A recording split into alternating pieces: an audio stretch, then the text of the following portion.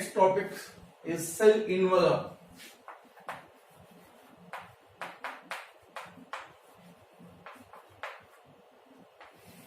अब cell envelope में दो चीजें आती हैं यूकैरियोट्स में।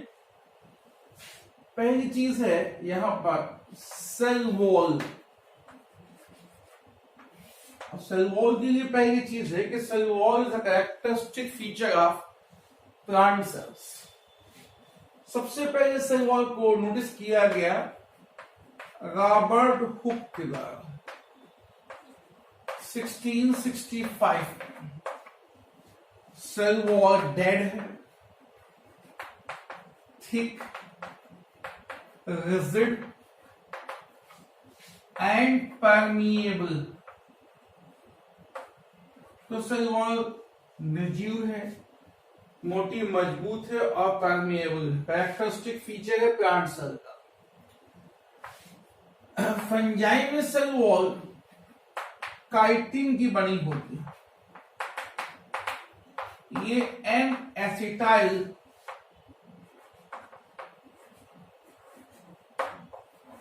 ग्लूकोसामीन से कहा जाता है। N acetyl glucosamine. एल्गी में जो सेल वॉल होगी वो बनी होगी सेल्यूलोज की, गैलेक्टन्स, मैनन्स और इसमें कैल्शियम कार्बोनेट के क्रिस्टल भी हो सकते हैं। कैल्शियम। बाकी मोस्ट ऑफ द केसेस में सेल वॉल सेल्यूलोज की बनी होगी। सेल्यूलोज क्या है? Polysaccharide carbohydrate. एक्चुअली में होमोपॉलीसेक्राइड कार्बोहाइड्रेट है सेल्यूलोज। सेल्यूलोज के अलावा भी कई चीजें होती हैं सेल वॉल में, जैसे कि हेमीसेल्यूलोज, सुबेरिन, लिग्निन या फिर पैक्टिन। लिग्निन का पाया जाना कैरेक्टरिस्टिक फीचर है वुडी प्लांट्स का। दूसरी बात देखिए कि सेल वॉल की जो थिकनेस है, इसकी थिकनेस 5 to 7 माइक्रोन होगी। सेल वॉल की थिकनेस यूनिफॉर्म नहीं होती और कुछ स्थानों पे इसकी थिकनेस ज्यादा होती है, जबकि कुछ स्थानों पे इसकी थिकनेस कम होती है। जिन स्थानों पे इसकी थिकनेस सबसे कम होती है वहां पर दो सेल्स आपस में कांटेक्ट बना लेती हैं through the plasmodesmata. Plasmodesmata are the points of contact between the two adjoining cells. Was first notice by Tangl. इसको टेंजिल के द्वारा नोटिस किया गया है। प्लाज्मोडेस्माटा का काम क्या है? To maintain the communication between two adjoining cells. दो एडजॉइनिंग सेल्स के बीच में कांटेक्ट को एस्टेब्लिश करना, यही प्लाज्मोडेस्माटा का काम है। अगर कांटेक्ट दो लिविंग सेल के बीच में हो रहा है, अगर लिविंग सेल्स हैं तो इसे हम कहते हैं सिम्प्लास्ट, और अगर डेड सेल हैं तो इसे कहा जाता है एपोप्लास्ट। तो ये सिम्प्लास्ट और एपोप्लास्ट दो टर्म है। कम्युनिकेशन अगर लिविंग सेल्स के बीच में होगा तो उसे हम कहेंगे सिम्प्लास्ट, और अगर डेड सेल के बीच में होगा तो उसे एपोप्लास्ट कहा जाएगा। आगे देखिए सेल वॉल मल्टीलेयर्ड होती है। Cell wall is multilayered. Cell wall multilayered है। इसमें एक प्राइमरी लेयर आएगी, प्राइमरी लेयर होती है। It is thin and elastic, एकदम पतली और लचीली होती है। Thin and elastic. और ये बनी हुई होती है किसकी? हेमीसेल्यूलोज की।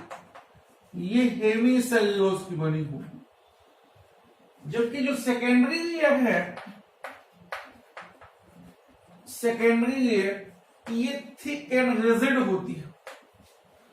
Secondary layer is thick and rigid, ये थिक एंड रिजिड है और ये बनी हुई होती है सेल्यूलोज की। ये बात याद रखिए कि मेरिस्टेमेटिक सेल्स में या कहिए यंग सेल्स में, मेरिस्टेमेटिक सेल्स में सेकेंडरी लेयर नहीं होती। तो मेरिस्टेमेटिक सेल ऐसी सेल जिनमें डिवीजन की कैपेसिटी होती है उन्हें मेरिस्टेमेटिक सेल कहते हैं, और इसके अंदर नहीं होती है क्या, no secondary layer, no secondary. Secondary layer जो होती है ये inner most layer of cell wall है, inner most layer of cell wall है, जो कि सेल की जो आउटर मोस्ट लेयर होती है उसे मिडिल लेविला कहा जाता है। सेल की आउटर मोस्ट लेयर को हम लोग मिडिल लेविला कहते हैं, और दो एडजॉइनिंग सेल्स इसी मिडिल लेविला से आपस में चिपकी होती है। मिडिल लेविला में होता है कैल्शियम एंड मैग्नीशियम पेक्टेट, जिसके अंदर आप जानते हैं कि कैल्शियम की मात्रा ज्यादा होती है। जब सेल मैच्योर हो जाती है तो जब भी आप देखिए कोई कच्चा फल है तो उसकी हार्डनेस ज्यादा होती है, और जैसे जैसे वो फल पक जाता है या पकने लगता है उसकी सॉफ्टनेस बढ़ती चली जाती है, उसमें हार्डनेस कम होती चली जाती है। और जब हार्डनेस कम होती चली जाएगी तो सॉफ्टनेस बढ़ेगी। उसकी वजह क्या है, क्योंकि उसकी मिडिल लेविला से कैल्शियम पेक्टेट डिसॉल्व होना शुरू हो जाता है। ट्रैकीड्स ऑफ जिम्नोस्पर्म में टर्शरी लेयर भी पाई जाती है, तो ट्रैकीड्स ऑफ जिम्नोस्पर्म की सेल वॉल में टर्शरी लेयर भी प्रेजेंट होती है, और वो हेमिसेल्यूलोज और जाइलम की बनी होती है। सेल वॉल बनती कब है? Cell wall is form during cytokinesis. Cytokinesis क्या है? Division of cytoplasm. तो प्लांट्स में जो साइटोकाइनेसिस है ये आफ्टर सेल वॉल फॉर्मेशन ही होती है। दूसरी चीज ये कि सेल वॉल बनने का प्लेन कैसे डिसाइड होगा। जैसे ये सेल है, डिवाइडिंग सेल है और न्यूक्लियस डिवाइड हो चुका है, मतलब क्या हो चुकी है, कैरियोकाइनेसिस हो चुकी है। तो इसके बाद क्या होगी, साइटोकाइनेसिस होगी। तो आप जानते हैं जब न्यूक्लियस का डिवीजन होता है तो बनते हैं स्पेंडल फाइबर्स, और ये याद रखिएगा कि सेल वॉल हमेशा स्पेंडल फाइबर के परपेंडिकुलर बनती है। तो यहां plane of cell wall formation ये वर्टिकल भी हो सकता है और ट्रांसवर्स भी हो सकता है, और इसको डिसाइड करते हैं हमेशा कौन, स्पेंडल फाइबर्स। तो cell wall formation, plane of cell wall formation is always decided by the spindle fibres, और सेल वॉल हमेशा स्पेंडल फाइबर के 90 डिग्री के एंगल पर होती है, यानी कि परपेंडिकुलर होती है। सेल वॉल के फंक्शन क्या हो सकते हैं? Cell wall provide the mechanical support for the plant, so it is called as exoskeleton. इसलिए इसे कहते हैं एक्सोस्केलेटन ऑफ सेल। ये कोशिका का बाहरी कंकाल है, बाह्य कंकाल है। Cell wall provides proper shape and size. Cell wall is permeable, so it maintains the communication between the cells. And after that, we find that cell wall is responsible to protect plant cells against algae, fungi, and other microbes. After that, after cell wall, let me start cell membrane. Cell membrane is essential requirement of all the kinds of cell. That is, cell membrane is present in all the living cells. Cell membrane. Cell membrane, इसे हम plasma membrane भी कह सकते हैं। Cell membrane को plasma membrane भी कहा जा सकता है। Cell membrane is thin and elastic. ये thin है, thin and elastic है। ये सेलेक्टिवली परमिएबल होती है, यानी कि इससे होकर सॉल्वेंट और कुछ सिलेक्टेड सॉल्यूट मॉलिक्यूल का फ्लो हो सकता है। थिकनेस, इसकी थिकनेस 70 to 100 एंगस्ट्रॉम हो सकती है और ये बनी होती है प्रोटीन, लिपिड्स एंड कार्बोहाइड्रेट्स की। प्रोटीन, लिपिड और कार्बोहाइड्रेट्स की बनी होती है। सेल मेम्ब्रेन की स्टडी के लिए आइडियल स्टडी मटेरियल है RBCs, red blood corpuscles. Red blood corpuscles में दो चीजें होती हैं। इसके अंदर अगर कंपोजिशन में देखिए तो इससे कहते हैं कि इसका कलर कैसा रेड है, क्योंकि उसके अंदर दो चीजें हीम और ग्लोबिन, यानी कि हीमोग्लोबिन। हीम रेड पिगमेंट हो जाएगा और ग्लोबिन क्या है, वो प्रोटीन है। तो पहले जब हम इसकी मेम्ब्रेन की स्टडी करेंगे तो पहले हीमोग्लोबिन से, यानी कि आरबीसी से हीम पिगमेंट को तोड़कर अलग कर देंगे। इसका मतलब पहले क्या कराया जाएगा, हीमोलिसिस कराई जाएगी। इसकी हीमोलिसिस कराई जाएगी और जिससे कि आरबीसी कलरलेस हो जाए। जब हम इसकी हिस्टोकेमिकल टेस्ट करते हैं, जब आरबीसी की मेम्ब्रेन का हिस्टोकेमिकल टेस्ट, हिस्टो क्यों लगाया गया, histology the study of tissue and RBC is a part of blood and blood is a kind of connective tissue.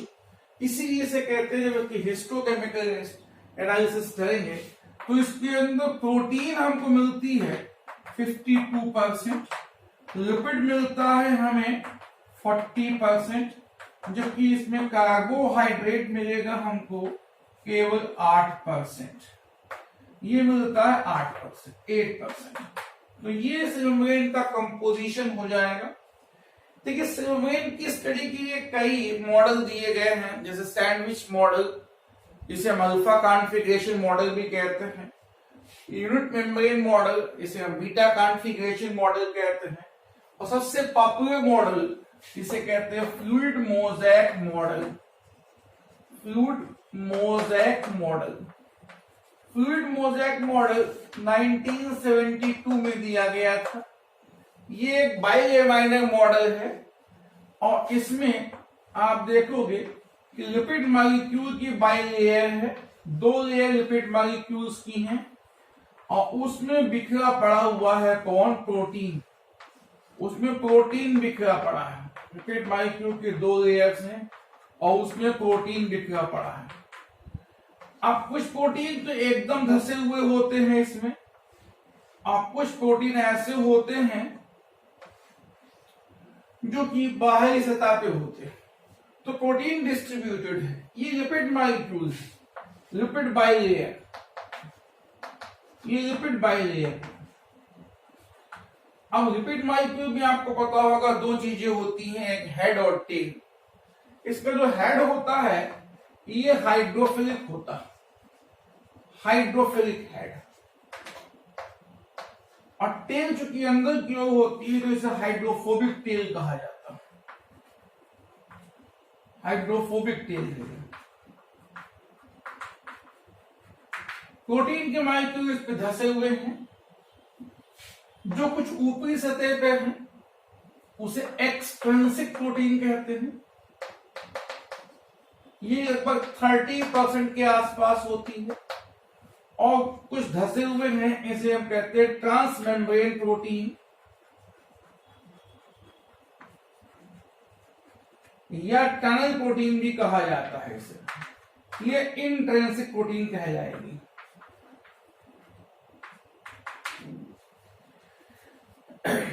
अब हम देख सकते हैं जो प्रोटीन और लिपिड तो मैंने यहाँ पे दिखाया कि कार्बोहाइड्रेट की कोई बात नहीं की। उसके पीछे वजह यह है कि कार्बोहाइड्रेट मेम्ब्रेन में कभी इंडिपेंडेंट फॉर्म में नहीं पाया जाता। सेल मेम्ब्रेन में कार्बोहाइड्रेट कभी भी इंडिपेंडेंट फॉर्म में नहीं पाया जाता।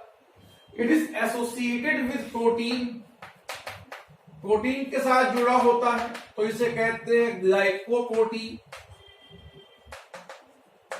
या लिपिड के साथ जुड़ा होता है तो इसे कहते हैं ग्लाइकोलिपिड कहा जाता है। पर कार्बोहाइड्रेट कभी भी इंडिपेंडेंट नहीं होता। सेल मेम्ब्रेन में जो कार्बोहाइड्रेट है वो ओलाइगोसैकेराइड्स के फॉर्म में होता है। ओलाइगोसैकेराइड उसे कहते हैं, ऐसे कार्बोहाइड्रेट को कहते हैं जिसमें मोनोसैकेराइड का नंबर 2 से लेकर के 10 के बीच में हो। आगे देख सकते हैं सेल मेम्ब्रेन की में जो कार्बोहाइड्रेट है, maximum amount of carbohydrate is present at the outer surface of membrane. Carbohydrate की अधिकतम मात्रा मेम्ब्रेन की आउटर सरफेस पर ही होती है, क्योंकि इसका काम क्या है, सेल टू सेल रिकॉग्निशन। एक सेल दूसरे सेल को रिकॉग्नाइज करती है हमेशा कार्बोहाइड्रेट की वजह से ही, जैसे एंटीजन और एंटीबॉडी के एक्शन है।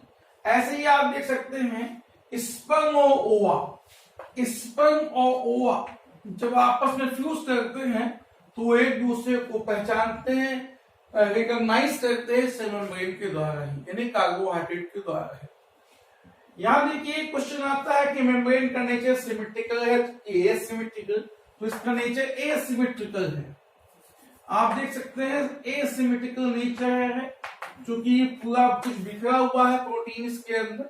तो एसिमेट्रिकल नेचर जो है वो प्रोटीन प्लस कार्बोहाइड्रेट की वजह से ही है।